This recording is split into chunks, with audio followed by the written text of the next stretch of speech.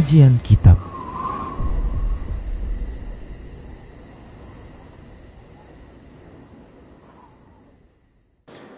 Bismillah, assalamualaikum warahmatullahi wabarakatuh. Innal hamdalillah nahmaduhu wa nasta'inuhu wa nastaghfiruh wa na'udzu billahi min shururi anfusina wa min sayyiati a'malina may yahdihillahu fala mudhillalah wa may yudlilhu fala hadiyalah. Wa asyhadu an la ilaha illallah wahdahu la syarikalah wa asyhadu anna Muhammadan abduhu wa rasuluhu sallallahu alaihi wasallam. Qala Allah tabaraka wa ta'ala, ya ayyuhalladzina amanu taqullaha haqqa tuqatih wa la tamutunna illa wa antum muslimun. Ya ayyuhan nasu taqu rabbakumul ladzi khalaqakum min nafsin wahidah wa khalaqa minha zawjaha wa bassa minhuma rijalan katsiran wa nisaa'a wattaqullaha alladzi tasaaluna bihi wal arham innallaha kana 'alaikum raqiba. Ya ayyuhalladzina amanu taqullaha wa qulu qawlan sadida yuslih lakum a'malakum wa yaghfir lakum dhunubakum wa may yuti'illaha wa rasulahu faqad faza fawzan 'azima. Amma ba'd, fa inna asdaqal hadisi kitabullah wa khairal huda huda Rasulillah sallallahu alaihi wasallam wa syarrul umuri muhdatsatuha wa kullu muhdatsatin bid'ah wa kullu bid'atin dhalalah wa kullu dhalalatin finnar. Para pemirsa Rosyad TV dan para pendengar Radio Medan Mengaji serta para pemirsa media-media sunnah yang terus serta menyiarkan kajian ini, alhamdulillah, segala puji hanya untuk Allah. Salawat dan salam tak lupa kita ucapkan untuk Rasulullah sallallahu alaihi wasallam. Baik para hamba Allah rahimani wa rahmakumullah, kita lanjutkan bahasan tentang salat berjamaah.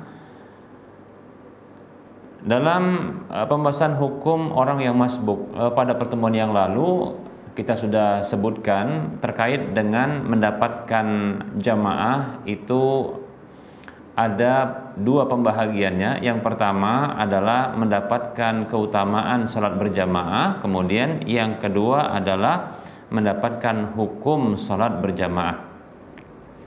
Baik para hamba Allah rahimani wa rahimakumullah, sedikit kita mengulang, menegaskan untuk semakin menguatkan, ya, dan ini sebagai bentuk perulangan murojaah dalam istilah, ya, menuntut ilmunya. Mendapatkan jamaah itu terbagi menjadi dua, yaitu pertama mendapatkan keutamaan sholat berjamaah, ya, yaitu dengan cara mendapatkan satu bahagian dari sholat berjamaah tersebut, ya, bersama dengan imam, walaupun didapatkan di duduk tasyahud akhir, dan itu waktu yang sangat singkat, ya, tetap saja mendapatkan keutamaan sholat berjamaah. Demikian, ya, walaupun dia tidak mendapatkan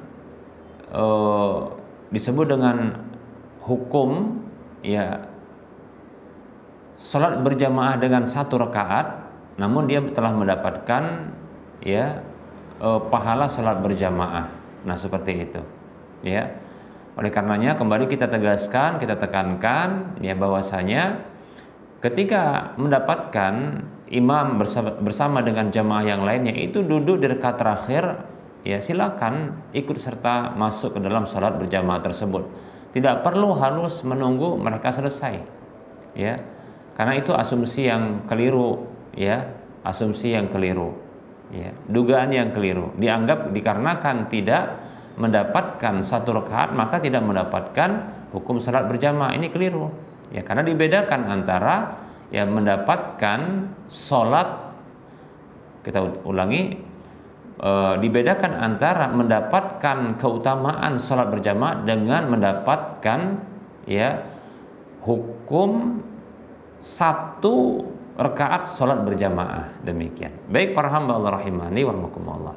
Ini kita ulangi kembali ya. Kita tegaskan. Baik, dalilnya adalah hadis Nabi Shallallahu Alaihi Wasallam dalam riwayat Bukhari dan yang lainnya. Nabi mengatakan Shallallahu Alaihi Wasallam, "Idza sami'tumul iqamata famshu ila salati wa 'alaikumus sakinatu wal waqar wa la tusri'u fama adraktum fasallu wa ma fatakum faatimmu." Apabila kalian mendengarkan iqamat, maka berjalanlah menuju salat. Hendaklah kalian itu tenang dan berwibawa, jangan terburu-buru. Apa saja yang kalian dapatkan dari salat itu, maka salatlah. Lihat, apa saja yang kalian dapatkan dari salat itu, maka salatlah kalian. Dan apa saja yang terluputkan, maka sempurnakanlah. Demikian hadis riwayat Bukhari dan yang lainnya. Baik para hamba Allah rahimani wa rahimakumullah. Nah, begitu juga hadis yang dikeluarkan oleh Imam Ibnu Abi Syaibah dengan sanad yang sahih, bahwasanya ada seorang sahabat Ansor yang penduduk Madinah, ia meriwayatkan annahu sami'a khafqana alayya, bahwasanya Nabi SAW mendengar kedua derap mendengar langkah dua sandalku wa huwa sajid, dalam kondisi beliau sujud. Falamma faragha min salatihi, tatkala beliau selesai dari salat beliau, beliau mengatakan, man hadzal ladzi sami'tu khafqana alaihi, siapakah orang yang aku mendengar langkah-langkah sandal, kedua sandalnya, ini langkah-langkah yang begitu cepat, terburu-buru, ya. Maka sahabat tadi mengatakan, ana ya Rasulullah, aku wahai Rasulullah. Qala fama sana'ta, maka Rasul bertanya, fama, apa yang kau lakukan? Qala, maka ia mengatakan, wajadtuka sajidan fasajadtu, aku dapati Anda sujud, maka aku pun sujud. Faqala hakadha fasna'u, maka beliau sallallahu alaihi wasallam mengatakan, demikianlah ya hendaknya kalian lakukan. Wala ta'taddu biha, dan jangan kalian anggap itu sebagai satu rakaat. Man wajadani raki'an aw qa'iman aw sajidan falyakun ma'i ala hali allati ana 'alaiha. Siapa saja mendapatiku dalam kondisi ruku, berdiri ataupun sujud, maka hendaklah dia bersamaku dalam kondisiku tersebut, yang aku dalam kondisi itu. Demikian, ya. Nah, seperti itu. Jadi didapatkan pahala ya salat berjamaah. Demikian. Namun tentunya tidaklah mendapatkan hukum satu rakaat salat bersama dengan imam. Demikian, ya. Baik para hamba Allah rahimani wa rahimakumullah. Nah, hanya saja para ulama mereka itu berbeda pendapat. Ya.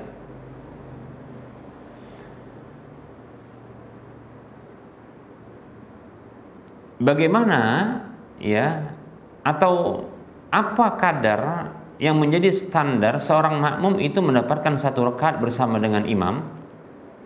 Ya. Baik para hamba Allah rahimani wa rahimakumullah.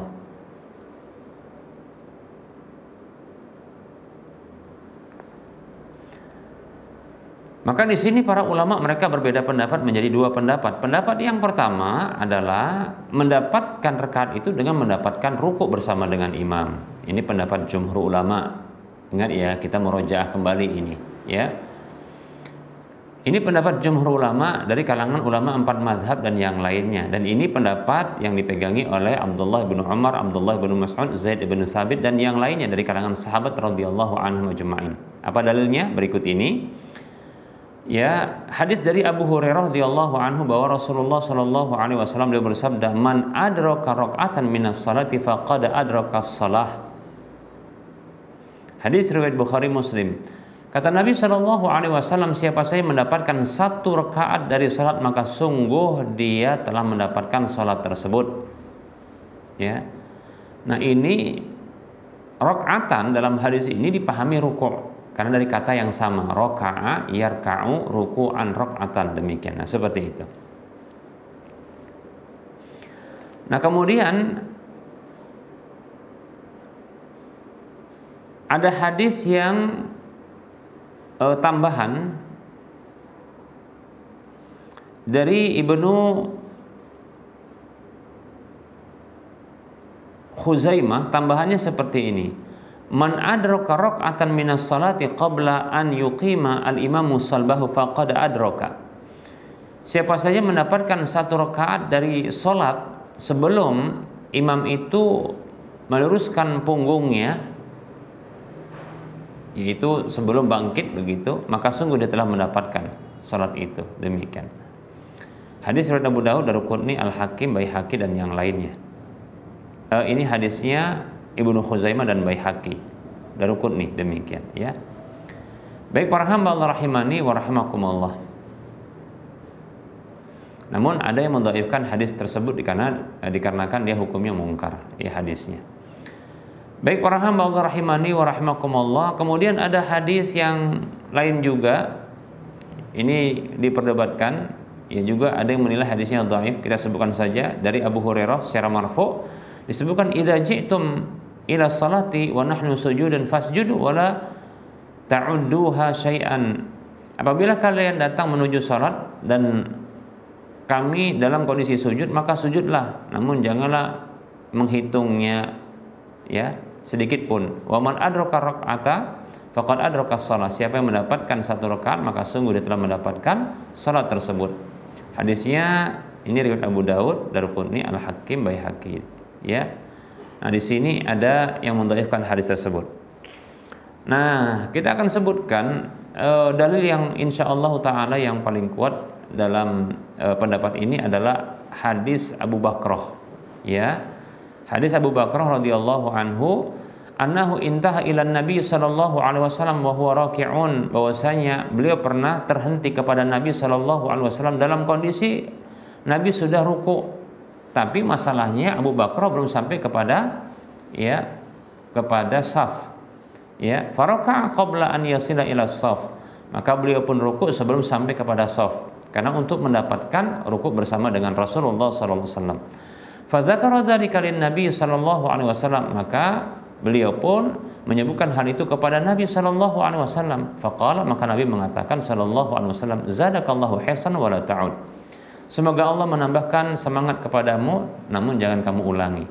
Maksudnya jangan kamu ulangi masuk salat ya dalam kondisi ya di luar shaf, masuk salat takbiratul ihram dalam kondisi sebelum masuk shaf ya.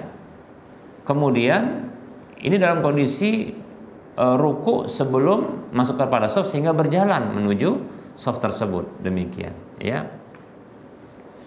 Nah, ini yang dilarang Nabi untuk mengulangi, jangan kamu ulangi. Nah, demikian ya. Baik para hamba Allah rahimani wa rahimakumullah. Nah, ini menunjukkan ketika Nabi Shallallahu alaihi wasallam tidak memerintahkan kepada Abu Bakrah untuk mengulangi salat, menunjukkan bahwasanya mendapatkan ruku bersama dengan imam itu mendapatkan satu rakaat tersebut. Dan ini pendapat yang dikuatkan oleh ya Abdullah bin Umar radhiyallahu anhuma ya. Dari Abdullah bin Umar radhiyallahu anhuma, ia mengatakan, idza ji'ta wal imamu raki'un fa wada'ta yadayka 'ala rukbataika qabla an yarfa'a ra'sahu faqad adrakta. Hadis ini hadis yang dikeluarkan oleh Imam Ibnu Abi Syaibah dan Baihaqi. Kata Abdullah bin Umar radhiyallahu anhuma, apabila engkau datang dalam kondisi imam itu ruku, lalu engkau letakkan kedua tanganmu ya pada lututmu sebelum ia mengangkat kepalanya, sebelum i'tidal, maka sungguh engkau telah mendapatkan salat itu, yaitu rakaat itu, demikian. Tentunya dimulai dengan takbiratul ihram, demikian ya. Nah, hal ini juga dikuatkan ya oleh Abdullah ibnu Mas'ud radhiyallahu an. Dari Zaid ibnu Wahb rahimahullah, ia mengatakan, kharajtu ma'Abdillah ibnu Mas'udin min darihi radhiyallahu anhu. Aku keluar bersama Abdullah bin Mas'ud radhiyallahu anhu dari rumahnya ilal masjid, menuju masjid.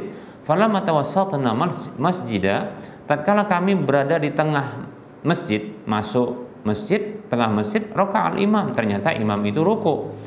Fakabbara Abdullah, maka Abdullah pun bertakbir, yaitu sebelum masuk shaf karena masih di tengah masjid. Jadi masjid ini besar ya. Summa raka'a, kemudian beliau ruku. Jadi takbiratul ihram dulu, kemudian baru ruku. Wa raka'tu ma'ahu, dan aku ruku bersama beliau. Summa masyaina raki'ina, kemudian kami berjalan dalam kondisi ruku menuju shaf tersebut. Hatta intahaina ila shaf, sampai kami berakhir pada shaf tersebut. Hatta rafa'al qaumu ru'usahum, sampai orang-orang ya makmum itu mengangkat kepala mereka, itu i'tidal. Qala falamma qada al-imamu as-salata, maka tatkala imam itu menyelesaikan salatnya, qumtu ana wa ana ara lam udrik, aku pun bangkit, ya, untuk menambah 1 rakaat. Aku berpandangan belum mendapatkan 1 rakaat itu.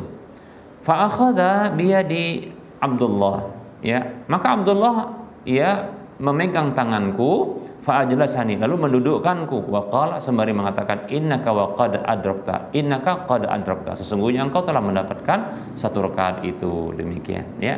Hadisnya diriwayatkan oleh Imam Ibnu Abi Syaibah, Imam Tahawi dan Baihaqi, sahih hadisnya.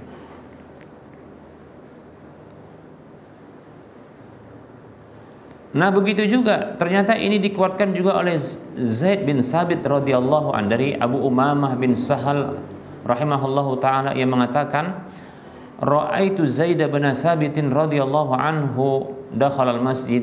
Aku lihat Zaid bin Sabit radhiyallahu anhu masuk ke dalam masjid, wan nasu ruku'un, sementara orang-orang sudah ruku'. Famasya hatta amkanahu alla yasila ila as-saff wa huwa raki'un, maka ia berjalan sampai memungkinkan bahwasanya ia tidak akan bisa sampai ke shaf kecuali dalam kondisi ruku. Maka kabbar, dia pun takbir, faraka, lalu ruku, summa dabba wa huwa raki'un, kemudian beliau berjalan dalam kondisi ruku, hatta wasala as-shaf, sampai ke shaf tersebut.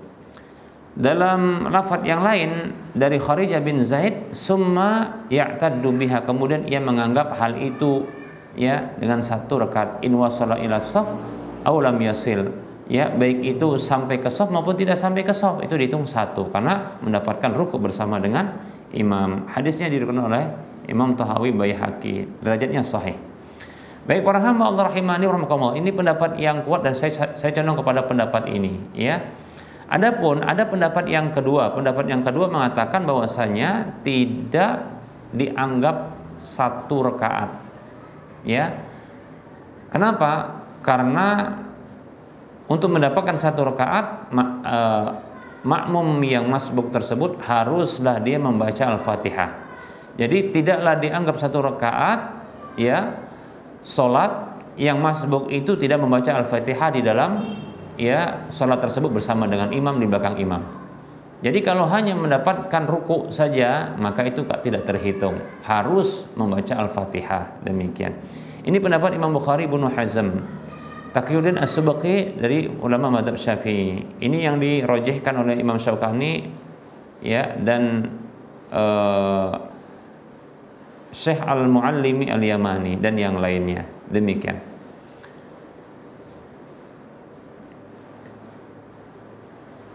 Baik para hamba Allah rahimani warahmatullah, pendapat ini wallahu ta'ala alam, pendapat yang disebut dengan marjuh ya, pendapat yang kuat adalah pendapat yang pertama jumhur ulama, karena ada para sahabat yang berpendapat demikian ya.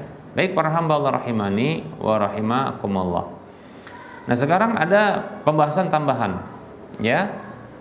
Nah, ini menurut pendapat jumhur ulama.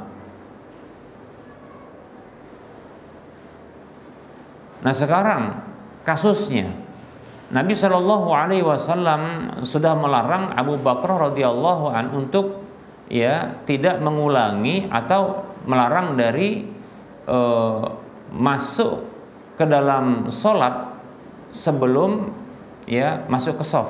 Nah, sekarang kalau seandainya ada seseorang yang ruku ya sebelum masuk ke shaf untuk mendapatkan ruku, apakah dibolehkan? Nah, demikian. Ya. Nabi mengatakan kepada Abu Bakar radhiyallahu an, zadakallahu hirsan wa la ta'ud. Semoga Allah menambahkan semangat kepadamu, ya, namun jangan kamu ulangi. Ya, Nabi melarang untuk mengulangi masuk, ya, ke dalam shaf ruku, ya, itu masuk, ya, ke dalam sholat sebelum masuk ke shaf. Demikian.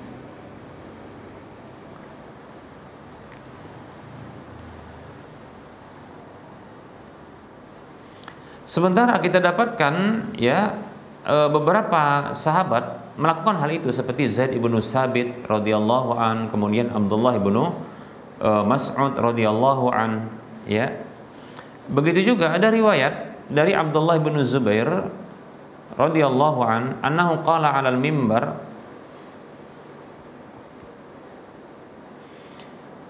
Abdullah bin Zubair radhiyallahu anhu pernah mengatakan dalam kondisi beliau itu di atas mimbar, ya, berkhutbah, idza dakhala ahadukumul masjidah, apabila salah seorang di antara kalian masuk masjid, wan nasu ruku'un, sementara orang-orang ruku, yaitu imam dan makmum yang ada di situ ruku, falyarka hina yadkhul, maka hendaklah dia ruku tatkala dia masuk masjid maksudnya.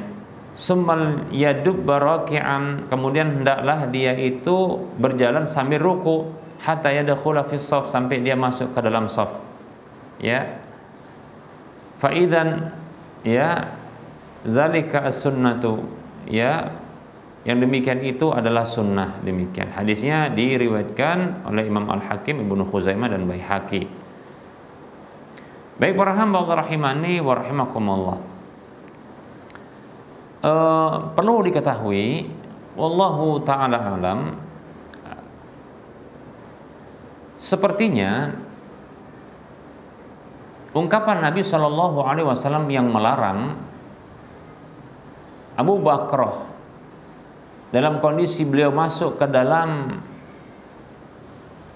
sholat bersama dengan Rasulullah SAW, di mana beliau belum masuk ke dalam shaf. Kondisinya sepertinya ini diketahui oleh para sahabat yang lainnya. Namun Rasulullah SAW tidak, ya, melarang hal itu, yaitu tidaklah memerintahkan kepada Abu Bakar untuk mengulangi, sehingga para sahabat radhiyallahu anhum memahami bolehnya, ya, para sahabat radhiyallahu anhum diantaranya adalah, ya, Abdullah bin Zubair, ya, Abdullah bin Mas'ud, Zaid bin Sabit, bolehnya untuk masuk ke dalam shaf, masuk ke dalam sholat walaupun belum masuk ke dalam shaf, untuk mendapatkan rukuk bersama dengan imam. Nah, demikian. Nah, sepertinya ini dipahami para sahabat. Namun mereka tidak mendengar larangan, ya, Rasulullah SAW kepada Abu Bakar agar tidak mengulangi. Nah, seperti itu.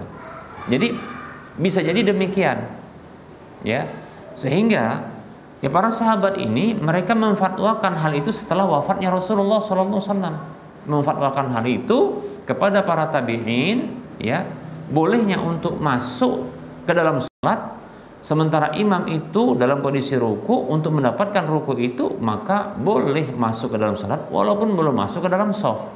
Kenapa? Karena sahabat-sahabat mengetahui hal itu dari peristiwa atau fenomena peristiwa Abu Bakar radhiyallahu anhu. Hanya saja para sahabat radhiyallahu anhum ajma'in, mereka tidak mendengar larangan, ya, agar tidak mengulangi hal itu, ya. Karena ungkapan zadakallahu hirsan wa la ta'ud, semoga Allah menambahkan, ya, kepadamu, ya, semangat itu namun jangan kamu ulangi. Nah, ini tertuju hanya kepada Abu Bakar, ya. Ini hanya ungkapan yang diarahkan kepada Abu Bakar yang tidak diketahui oleh sahabat yang lain. Demikian. Baik para hamba Allah rahimani wa rahimakumullah. Ya. Jadi seolah-olah begini, ya, Abu Bakar yang masuk ke dalam shaf, masuk ke dalam sholat, ya, dalam kondisi Rasulullah ruku, namun Abu Bakar belum sampai kepada safnya orang-orang yang salat di situ. Kemudian beliau radhiyallahu anhu itu kemudian takbiratul ihram, kemudian ruku, lalu berjalan sambil ruku menuju saf itu. Itu diketahui dan dilihat, ya, atau dirasakan oleh sebagian sahabat kedatangan itu dalam kondisi ruku. Dan ternyata Rasulullah tidak memerintahkan untuk mengulangi. Nah, kasus ini dibicarakan atau disampaikan oleh Abu Bakar kepada Rasulullah, ditanya langsung, yang barangkali ini tidak dihadiri oleh sahabat yang lain, sehingga Rasulullah mengatakan, ya, dengan bentuk motivasi kepada Abu Bakar, zadakallahu hirsan, semoga Allah menambahkan semangat kepadamu, wala ta'ud, namun jangan kamu ulangi. Nah, ini yang tak sampai kepada para sahabat, sehingga wallahu ta'ala alam, ya, setidaknya larangan ini itu makruh, ya, bukan larangan yang haram, larangan yang makruh, demikian, ya, setidaknya seperti itu. Kalau mau dibawakan kepada larangan yang haram, maka ini pun bisa, hanya saja fatwa para sahabat ini mereka tidak mengetahui larangan tersebut. Namun saya condong wallahu ta'ala alam, ini hanya makruh saja, ya, yaitu masuk sholat sebelum masuk ke shaf, ya, lalu takbiratul ihram dan ruku, lalu berjalan sambil ruku menuju shaf, ya. Nah, ini setidaknya hukumnya adalah makruh saja, ya, wallahu ta'ala alam. Lebih-lebih yang seperti ini kan bisa menimbulkan dugaan macam-macam dengan orang sekitar. Ini ada apa, orang kok dia berjalan sambil ruku begitu kan? Nah, ini kan bagi orang tak paham, ini mungkin akan menganggap ini salatnya main-main. Ya, demikian, ya. Wallahu ta'ala alam. Nah, ini barangkali pembahasan kita pada pertemuan kali ini, ya, sebahagiannya mengulang, kemudian ada sebahagian lagi tambahan sedikit pembahasan terkait dengan bolehkah, ya, masuk ke dalam shaf itu sebelum bolehkah masuk ke dalam sholat sebelum masuk ke dalam shaf, karena ada larangan Nabi SAW. Nah, maka ini sudah kita bahas dan kita tuntaskan. Insyaallah ta'ala kita akan lanjutkan pada pertemuan yang akan datang, karena sudah masuk waktu sholat zuhur untuk Medan dan sekitarnya. Sebelum kita mengakhiri perjumpaan, ya, insyaallah ta'ala seperti biasa kita berikan motivasi, yuk kita berdonasi bantu pembangunan Masjid Al-Muwahhidin, ya. Insyaallah masjid ini akan dijadikan Islamic Center insyaallah ta'ala, pusat kajian Islam ilmiah berbasis Al-Quran dan hadis Nabi SAW sesuai dengan pemahaman para salafus saleh, ya. Ini dijadikan sebagai Islamic Center untuk wilayah Medan dan sekitarnya. Silahkan bagi yang mau dapat pahala berupa satu rumah di surga, siapa yang pengen dapat pahala minimalnya 700 kali lipatnya, dan siapapun yang pengen dapat pahala mengalir, karena ini merupakan bentuk, ya, infak fisabilillah, maka silahkan, ya, transfer sebagian harta kita ke nomor rekening Bank Syariah Indonesia di nomor 7127485555 atas nama Yayasan Lajnah Dakwah Medan kode Bank 451. Semoga Anda termotivasi dan semoga bermanfaat. Mohon maaf atas segala kekurangan. Kita ketemu lagi di lain kesempatan. Wassallallahu ala Muhammad wa ala alihi wa ashabihi ajma'in. Subhanakallahumma wa bihamdika asyhadu an la ilaha illa anta astaghfiruka wa atubu ilaika walhamdulillahi rabbil alamin. Wassalamualaikum warahmatullahi wabarakatuh.